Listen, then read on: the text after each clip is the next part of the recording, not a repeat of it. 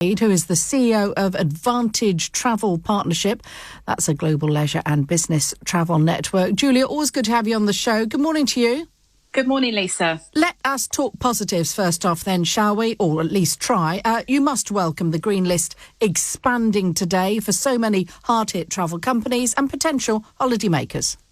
Well, I'm going to stay positive, so absolutely. So any improvement, any expansion of the Green List is got to be positive. It enables travellers to travel in a less rigorous way, but there are still testing requirements and restrictions in place with those countries. So just on those 7 destinations, actually only 2 of those destinations are open without restrictions for travellers. So we've got to be very careful when we talk about Green List that we need to consider the testing requirements and the restrictions in place for those destinations as well. Now, we've spoken about this before, but you know what? It's still making the front pages today, front of the Telegraph. UK behind Europe in getting flights going. Britain lagging severely behind when it comes to reopening international travel. It says, raising fears that the country is missing out on a significant part of the economic rebound despite its early lead in vaccinations. What are your thoughts? Oh, absolutely. I mean, this has been the biggest frustration that we've seen for the past 12 months with the UK government, their cautious approach in opening, despite the success of the vaccine rollout. We are lagging way behind Europe, behind the US. I mean, the US is practically open for most destinations now. Colleagues around Europe are travelling, and their figures are almost in line with 2019. So we really are lagging far behind the rest of the world as it stands at the moment. Give us a sense then of what you are hearing from those within your own network. Are the phone lines busy? Where are people wanting to head off to? And are there still any bargains to be had? There are some great offers out there for people. What we are finding is, particularly if you're looking to, travel in the next couple of weeks, you can pick up some really great offers, some really great deals. Always be careful who you book with. You really need to book through a trusted travel agent to make sure you get all the protections in place.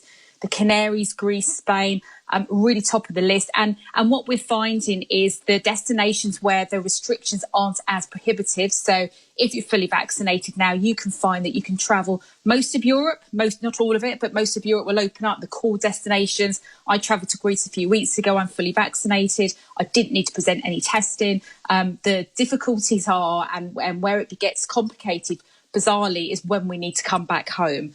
Some really great offers out there, some great opportunities. And, when we look outside today, there is no sunshine. So if we wanted some sunshine, some great destinations are willing to accept us. I'm going to get on the phone straight after the show, quite frankly, and book something last minute. So insurance then, absolutely key. But you've still got worries, fair to say, over the testing costs. Are they still proving to be prohibitive for many people?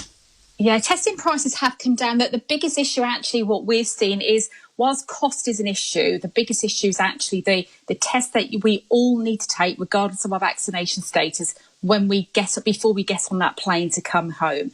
So UK government insists, regardless of what destination, so regardless if it's a green country, we must take a test before we get on the flight. And that is the one that worries a lot of people, understandably, because there is concern, what happens if I test positive when I'm abroad? What do I do?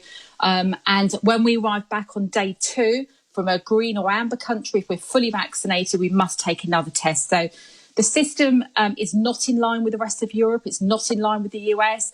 We are urging the government to reconsider, when you're travelling back from a low-risk destination, that we do not need to take a pre-departure test if we're fully vaccinated, or a day 2 test. And it's only if, when we come back in the UK, if we take a lateral flow test, if you test positive, then we need to take the more expensive PCR test. So some barriers still to get through, and hopefully in the next few weeks and months ahead, we can get some movement on those from the government. Goodness, let's hope so. Julia, always good to speak with you and get an update. Thank you. Julia Bue-Said, the CEO of Advantage Travel Partnership.